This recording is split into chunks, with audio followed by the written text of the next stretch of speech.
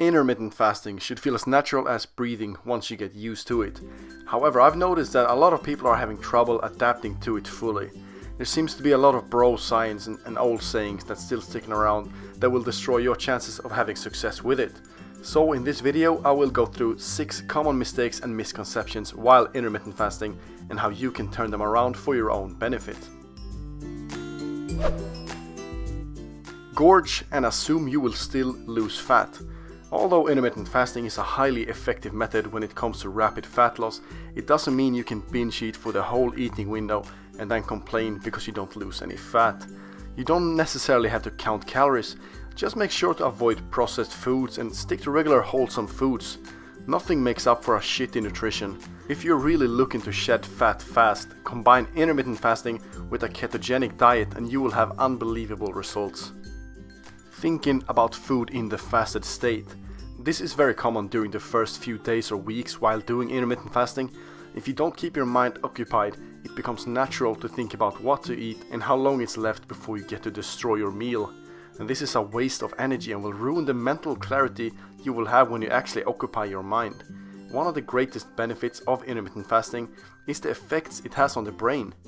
When you're in that fasted state with no glycogen, the body turns to fat for energy, and as that happens, ketone bodies are released into the bloodstream, which your brain prefers over other sources of energy.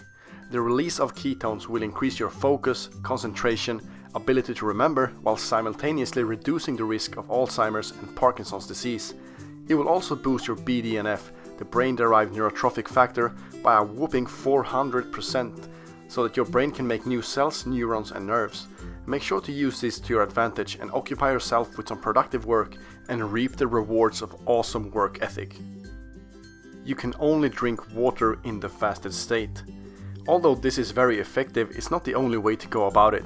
Having black coffee or black or green tea in the fasted state could actually be beneficial for you. Studies have shown that green tea promotes fat loss. If you are a coffee person, then black coffee is great in the fasted state. Bulletproof coffee is great when following a ketogenic diet, but if you consume moderate amounts of carbs throughout the day, you should avoid it because it does more harm than good in terms of calories and fat loss. Sprinkled water and 0-calorie drinks is also acceptable to drink while fasting. Being overly ambitious with fasting. When you first start out, it's generally better to ease into it rather than thinking you can change your lifelong eating habits overnight. If you crave food a few hours into the day and you know there is still a long time till you can break the fast, eat. Honestly, go ahead and eat and don't butcher yourself over it. It might take a few weeks for your body to get used to the fasting and the cravings will certainly sneak up on you.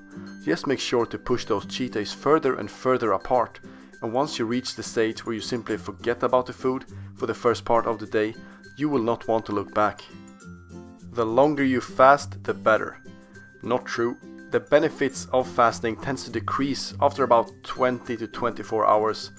However, Brad Pillon recommends fasting for 24 hours, but only once every week or so.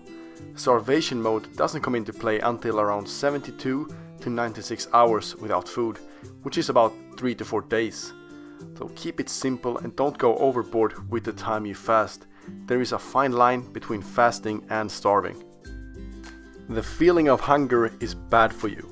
I remember a phrase I heard years ago: when you feel hunger, it's too late. This is complete bullshit and pure bro science. Your muscles will not disappear. Intermittent fasting and lifting will actually make you gain lean mass without too much of the fat. So don't fear the hunger feeling. Everyone feels hunger at some point, and to associate that feeling with something bad is only something the food industry would embrace to increase sales, to frighten people. Feeling hungry is natural and just embrace it. However, the more used you get to fasting, the less hungry you will feel. If you watched to this point, I will reward you with a 7th misconception. Don't train in a fasted state. Absolute bullshit.